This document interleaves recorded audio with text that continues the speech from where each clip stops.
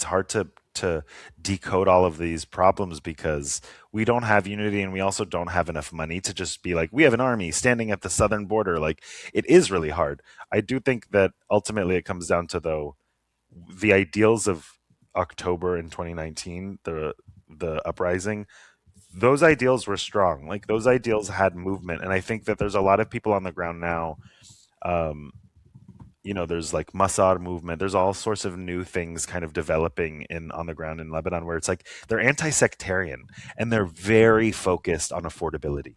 And I think affordability will get people strong, and anti-sectarianism will get them smart.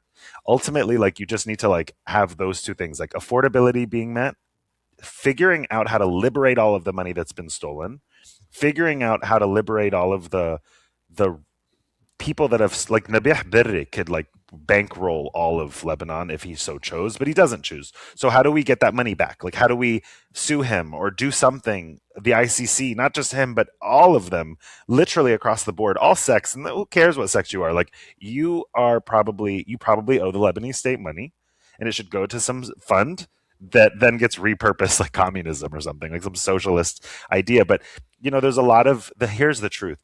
There's a lot of things that could fix Lebanon. But the two things that really need to happen are, we need to be educated into an anti-sectarian stance as being the safest, most like reliable form of politic in our country is to be anti-sectarian, and then also to liberate the money and like be very anti-corruption. Like, corruption is the biggest, like, Israel's the biggest problem, and corruption is like potentially the second, or one or the other. Like, they're both very, very hard to deal with. Together they're impossible to deal with. So like, we can fix corruption by, like, I think, by becoming more unified and protesting the way that we once were. I do think that we need to talk to Hezbollah. I don't think that we can leave Hezbollah out. I think that we need to talk to them. I think that we need to normalize talking to them, normalize them in the conversation, and say, hey, baby, you can't just be having weapons and doing shit willy nilly unilaterally. Like, if you want to, we need to talk about this as a state. Like, we realize why you exist. Hmm. The reason you exist sucks. Like, it shouldn't have to exist, but you do. And so I think there needs to be more realism in terms of just like connecting with one another and talking it publicly and being that bold to be like, If you hey, were, we're reaching out to each other. let's paint this scenario where, let's say, you are a primary negotiator for the government. What would you discuss with Hezbollah, and what would you negotiate with them for in these in the negotiations?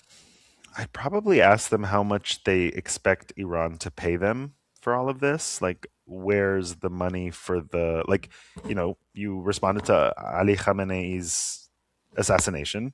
Um, Hmm.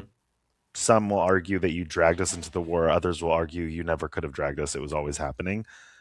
That's kind of not the problem for me. The problem, I think, is, okay, so we're in this thing because you responded to Khamenei's assassination. Where is the how?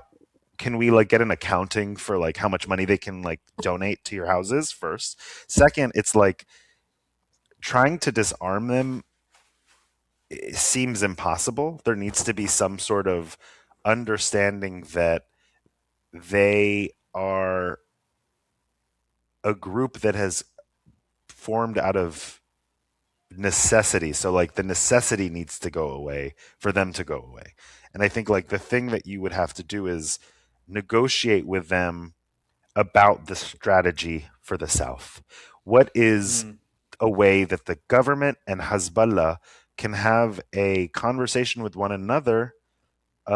Maybe it's not publicly, maybe it is behind closed doors, but in a way where people really trust that they are talking to one another and that they are at least they are at least negotiating and talking about what the unified Lebanese strategy is. And I think the thing is that if the Lebanese army can do what Hezbollah is doing, then I think Hezbollah, half of them are in the Lebanese army. That's why it's really, really problematic, because it's like they're the same people. Like, that's the thing, is like Hezbollah is just a political movement. It's like an air of feeling, and like a bunch of people who are in a certain group of the Lebanese community support them because of their background and their culture and the way that they grew up into the mindset. So it's like, I think decoupling these people outside of Lebanese society is a problem, and I think that we need to treat each other as though we're both like we're all Lebanese what is the way that we can get you guys to disarm, or at least seem to disarm